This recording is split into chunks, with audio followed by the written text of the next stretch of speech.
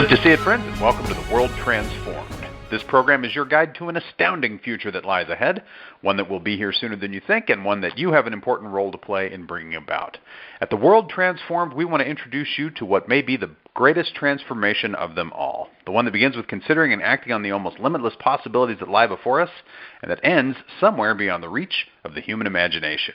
So, when does this amazing future begin? Well, today is the day. My name is Phil Bowermaster, and with me in the virtual studio is my co-blogger, co-futurist, and co-host, Stephen Gordon. Hello, Stephen. Hey, Phil. How are you?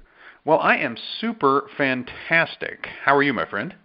Man, doing great. Looking forward to another week of futuristic goodness on the show here. Yeah. So, looks like we got another great week lined up here. I say this often on Monday, but we got a big week. Okay, this is a big week we got coming up. We got some fun stuff happening on Wednesday.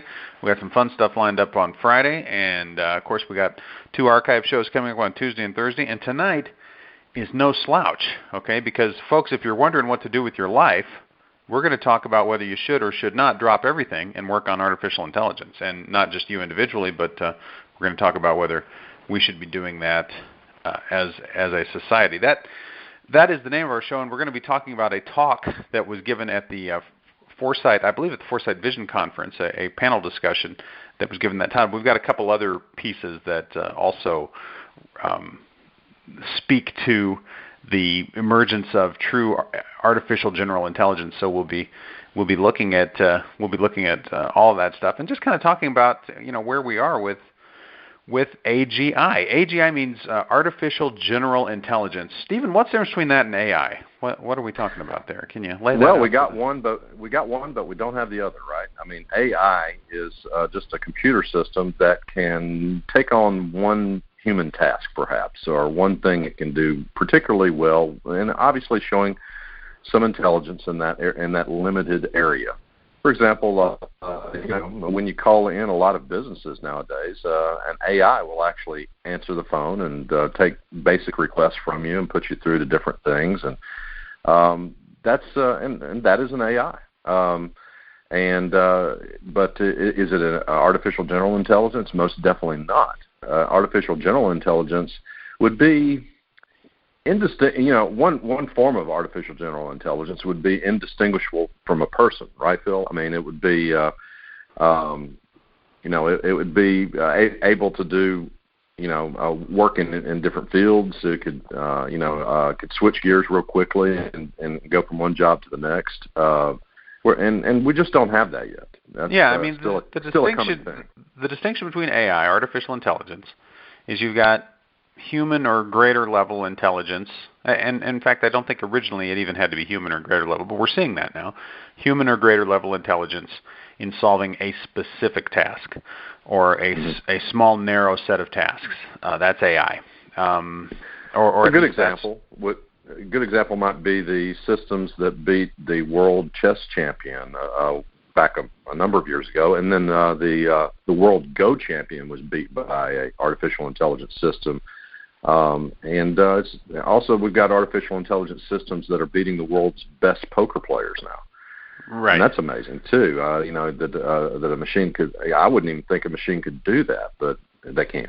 And so that's what in those limited fields, those machines are operating at not just the level of your, the guys you play poker with on the weekend, Phil. These are, the best poker players in the world being beat, right? So, right.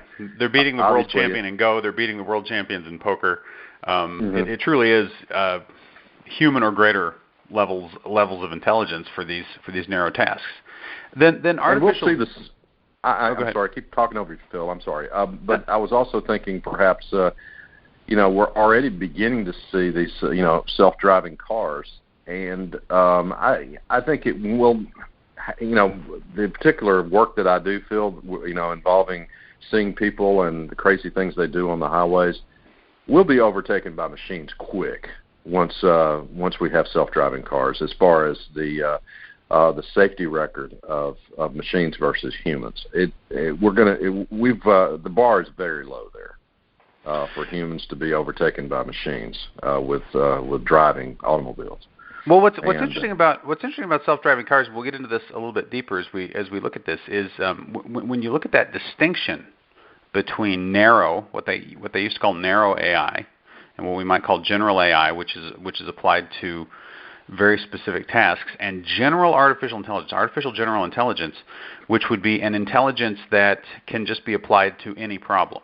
That's the idea. Is if you have a self-driving car, you can't go to your self-driving car and say, I'm having problems with my romantic relationship, right? It can't help you, right? It's not programmed for that. Or more simply, the program that won Go can't win chess. It can't drive your car, right? A human being may not be the best in the world at any of those tasks, but can do all three, right? I don't know Go, but I can play chess. I can drive a car. And nobody gives romantic advice like me, right? I mean, I'm really good at that. I found that to be the case, Phil. So, that's general intelligence, the ability to take on any problem that comes up. So we've got this. Follow the link and watch the discussion on YouTube. It's wonderful that this got recorded for us. I believe this was a Foresight Vision Weekend panel discussion, and the panelists were David Yanofksy, Steve Omohundro, Osh Agabi, Monica Anderson, Peter Voss, and Michael Andregg, talking about artificial general intelligence and where we are and what's the urgency around it, which is a really interesting sets of questions to ask and things to consider. The first question that they were asked on this panel is, what's the current state of AI? And in fact, I didn't catch her name, but the woman who introduced the whole session at the conference started out by making that distinction between AI and AGI, and then a couple of the speakers spent some time on that too. And the first thing you can say about what's the state of artificial intelligence, I think it's true. You can say, well, we haven't yet reached artificial general intelligence. I think everybody would agree we're not there yet. But I have to tell you, when they start giving those examples, you can see how far we've come. It's true, a self-driving car is not an artificial general intelligence, but it is a broader narrow AI than the narrow AIs of the past. Do you see what I'm saying? It's like because in driving a car, there's so much you have to be paying attention to, right? Not just the strict rules of the road, but also you have to have some level of intuition. If you see a ball, and if you're in a residential street and you see a ball roll out in front of you, you get on your brakes. Why? Because there's probably a kid behind it, right? Right. And so your self-driving car has to know that and have these common sense rules baked in as well. So, it's still a narrow AI. It just does that one thing, driving your car, but that is a broader field. I agree. And some of the interesting discussion in there is, what will it take to get there, and also they talk a little bit about how long will it be before we get there. And it's interesting to hear the different perspectives. Everyone agrees, that we've got some lag time between now and when we get to AGI. Osh Agabi talks about the merging of the biological with the computer technology, and talks about the fact that he thinks it's going to take those two things. That's one perspective that we hear quite frequently. That real artificial intelligence is actually going to be an augmentation of us, more so than like a computer system derived from whole cloth. Great contrast with Monica Anderson, and she talks about. She thinks that we already have the technology to do it. That in fact we didn't even need GPUs.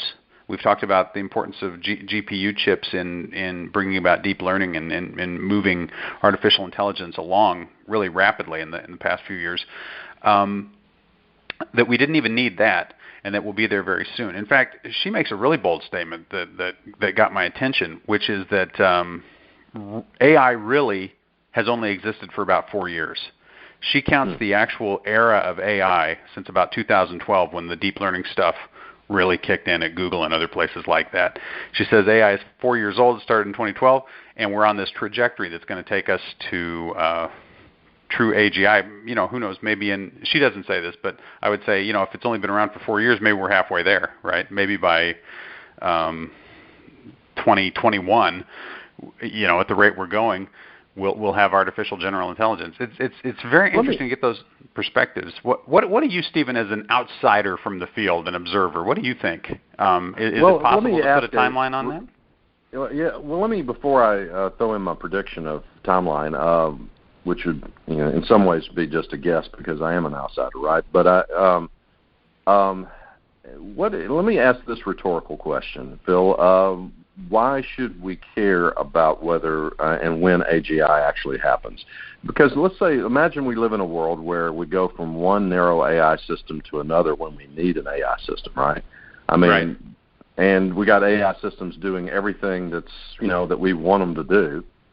And I get driven to to my job, and then at job I've got an AI assistant, and then when I'm dealing with AIs half the day, and and real people the other half, and these narrow AIs work so well in their particular fields that it ceases to matter. Maybe do I really need an AGI in a world like that? I mean, could narrow AIs just perform their functions very well, and we're hey, we've arrived, right? We're perfectly happy with all these narrow AIs, and we've maybe have skipped some of the dangers of Skynet and things like that because we don't have an AGI. I mean, we don't have to fight the Butlerian jihad, from Dune to be even geekier, right? So, why don't we, just be happy with narrow AIs? Why do we have to go for AGI? Well, I think one of the reasons that we certainly don't have to. I think one of the reasons that we're going to is because others are going to, right? I mean, there's a protective principle involved that says if there are military applications of artificial general intelligence, it sounds like a powerful technology, and if you're the United States, you wouldn't want to have Russia and China have it and us not have it, right? So right. there's that side of it. Business is probably the same way, right? Google can look out and say, well, we don't want Apple to have artificial general intelligence, and we don't have it, right? So there's there's a business competitive, there's a geopolitical competitive aspect to it that says that we have to carry on. There's also we've talked about this before. This is how you keep the bad guys from getting it, is make sure the good guys get it first, right? That's right. These are so if you look at it as kind of kind of a developmental optima for intelligence and a near inevitability, you have to pursue it because others are pursuing it. That's the defensive reason for going after AGI. But I think what you've asked is a really good question, because one of the things Steve Omohundro talks about is he talks about this just he names the show here basically. He talks about this really transformed world. He says that the AI economy, according to McKinsey, right? This is not his estimate. According to McKinsey, the AI economy is going to be about $50 trillion in value over the next few years. He says we're going to have an AI-powered military, and he predicts, I don't know where he gets this projection, the U.S. will have more AI soldiers than human by 2025. And we're going to come back to that in just a second. And he says, and then ultimately we have to go to a whole AI society, where we'll have a whole new legal system and whole new political processes, a whole new economy, everything based on the fact that we've got these new persons, these new artificially generally intelligent persons that are functioning as part of our world. But I look at that middle prediction. The U.S. will have more AI soldiers than human by 2025. Well, what if the AI soldier is a quote-unquote narrow AI? Right? Yeah. It's like a self-driving car, really good at military tasks, but again, you don't go to it to, well, it might play chess, but you know what I'm saying. You don't go to it to solve other problems. It solves very specific, strategic, and tactical military problems. That's what that intelligence does. I mean, it's the ideal soldier in a way, right? It's not distracted by side concerns. It gets the job done every single time you tell it to do, and it doesn't think twice about sacrificing itself if need be. Right. Like a self-driving car, right? This is like leapfrog from winning Go to driving a car, which is this much more complex and interactive set of tasks. Leapfrog from driving a car to being a soldier. Again, it's like a whole other order of magnitude, more complexity and tasks that need to be solved. You could almost think of a self-driving car as one of the base AIs out of which you might build an AI soldier. But the point is, this is still a narrow AI. It would not be an artificially generally intelligent AI. And if we have that, and I'm just using this as kind of a touchstone, this is just an example, but if most of the military is narrow AI, you've got a completely reworked economy, a completely different world anyway, right? Because by then you've probably got the artificially generally intelligent doctor, you've got the artificially generally intelligent salesman. At this point, AI has become a huge part of our economy and has, just completely changed the way so many things have worked. So in some ways, I think we can look at a fundamentally transformed world via just, quote unquote narrow AI because AI is getting so much more sophisticated. I think so too. I think it's it's going back to that rhetorical question. I mean, why do we even need an AGI? We can transform the world with I think you said a artificially generally intelligent doctor program. Well, I think what you meant was just an AI doctor. I did. Yeah, thank you. Yeah, I threw general in there. I didn't mean it. Yeah. Yeah, he can't win chess. He can't drive your car, but he can cure you. Really can identify your disease and get you treatment. And he's with you always because perhaps you have the app on your cell phone, perhaps whatever, and or on your Fitbit, and so he's taking your pulse, and your blood pressure's a little high. We need to deal with that before it gets out of hand, kind of deal. So that's you can transform the world with just the narrow AIs, not even getting to the artificial general intelligence. But I have to join with you, and the reason we go for the AGI is we want the friendly AGI, right? That helps protect us and build defense against potentially unfriendly AGI. So I think we do that, but you asked me years ago, Phil. We were having kind of a lighthearted discussion, and you asked, well, what superpower would you want if you could pick only one? And I threw in superintelligence because if you give me superintelligence, I can develop everything else. Right. Right. Personal flight. I can build the Iron Man suit, right? If I had superintelligence. So that's and I think that's part of once you get that, I mean, if you haven't completely transformed the world already with just narrow AIs, once you have AGI, you certainly can, and you can do so very quickly. So one of the really interesting points that Michael Andregg makes in this talk is around that kind of idea.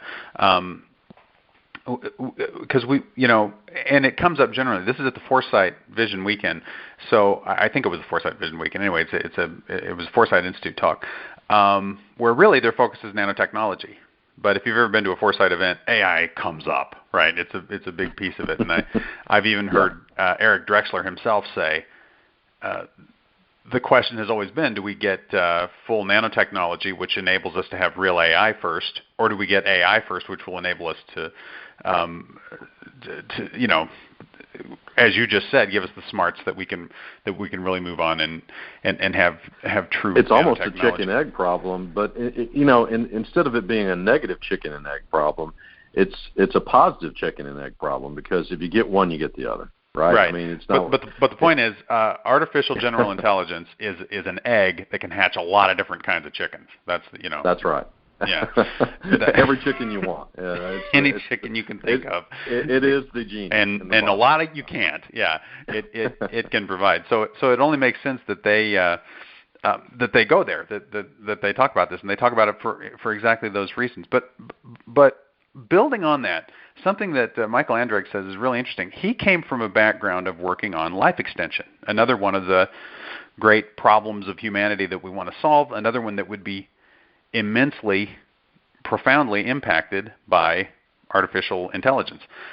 And he says, he makes the case not because AGI will get us there. He says, I used to work on life extension, but my perspective has changed because I realized that we should value future human lives as much as we value present human lives, right? That we should look at, we should look at them as important as the people who are alive today. There will be many more of them, right? So you have to look at their concerns differently from our own. And he says, ultimately, more of them will be impacted by artificial general intelligence than people will be impacted by life extension today. Because the life extension argument is you fix that problem first, right? Keep us alive, right? That's kind of the Zoltan Istvan, right? Well, I got to keep living or nothing else matters. And he says, no, we don't fix life extension first. We fix AGI first because it's the one with the biggest downstream impact on everything else that happens, including life extension. But that's not why we're doing it. We're doing it because it's the one with the greatest impact. I think that's a really interesting perspective. Kind of turns. It doesn't turn those other arguments on their head. It just adds to them. Yeah. I'm sorry. Go ahead. I was just saying. Yeah, I completely. I think I completely agree with it. If we put it this way, we got to get AGI right if we're going to do it at all. Yeah. I mean, you don't do it wrong. Okay, and so. And also you don't do it second. You don't let someone else beat you to it either. Right. We got to do it first, and we got to do it right. And then perhaps all the other good things that we would like, including life extension and everything else, flow from it. Yeah, I completely am on board with his argument there. And that kind of leads to the third question that they deal with as a panel, which is how do we protect ourselves? And the answers around that are very interesting too. He comes back. Michael Andregg comes back with this. Well, maybe we want to spend 10% of our budget on that. And I immediately got thinking, oh, you got to 80-20 it, right? You got to spend 20% of your budget. That's how we break it down on this show. Is 80% of the time on the good stuff and 20% on the bad stuff. And others come back with completely different answers. Steve Omohundro says, no, you can't just spend 10% of your budget. Protecting ourselves, the security concerns have to be built into every single thing we do. Down to Osh Agabi and Monica Anderson, who say no, because the way it comes about, there's really no Skynet scenario. I mean, she talks about artificial intelligence holistically emerging from artificial general intelligence, holistically emerging from understanding of language, and that what you have is an artificially generally intelligent system that has kind of grown up out of Siri or one of these personal assistants, and she doesn't see that as she doesn't see Skynet as a real risk. I think again because you sort of bake in the ethics as you go. Well, that sort of gets to the question you asked me and I punted on earlier, Phil, is when do we see AGI? The thing is, AGI is going to be on a sliding scale. As you pointed out, real narrow AI is like the chess bot, right? Mm-hmm. And then a little less narrow is our systems that will drive our cars. These systems will get less and less and less narrow as time goes by, and so we don't, it's not like Mr. Roboto, jumps fully formed, and we can say, yeah, on January the 1st, 2025, he's here. And we didn't have anything approaching him before. It was just all narrow systems that did their one little thing, and now we got this guy. I don't think it quite happens that way. I think at some point, Phil, I mean, we look back and we say, when did it happen? Right.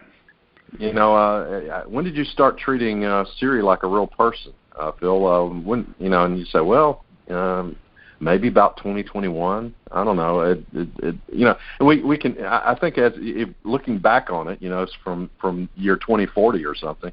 We might have some difficulty pointing to the exact moment when it got real. It just sort of happens, or like she said, organically. Have you? This is a wild seeming digression, but have you seen the Lego Batman movie? Not yet. I meant I was going to go do it yesterday, but Siri had some issues in our family and couldn't do it yesterday. No, Siri is listed as one of the actors in the film. Okay, so okay. which is wonderful in its own right. But the question, no one is actually asking, well, how'd she get along with the rest of the cast?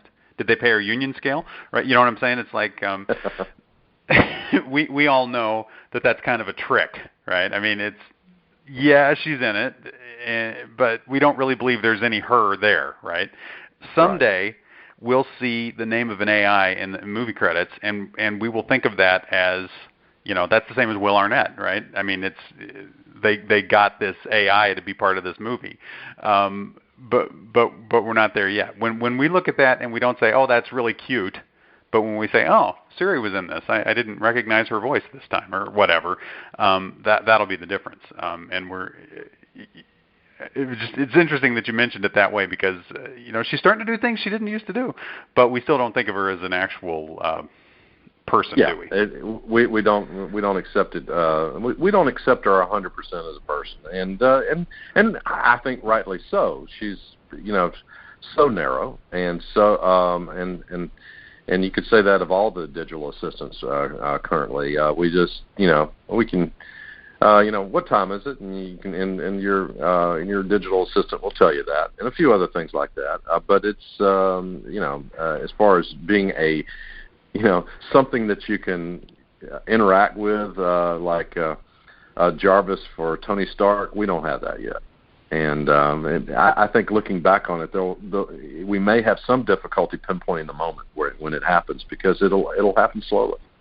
Yeah, I think you've given the best answer for folks like us. I don't envy the people on the panel trying to provide an answer to that question as to when it's going to happen, and they're in the middle of trying to make it happen, right? So actually, they know how hard it is to predict. But I think you've said it exactly right. We'll know it when we see it in our rearview mirror. We'll know it when we look back on it and say, oh, it happened somewhere in there, and now that's why we're dealing with issues around rights and personhood and those kinds of things. But there's a line that we'll cross and we'll recognize when we're on the other side of it.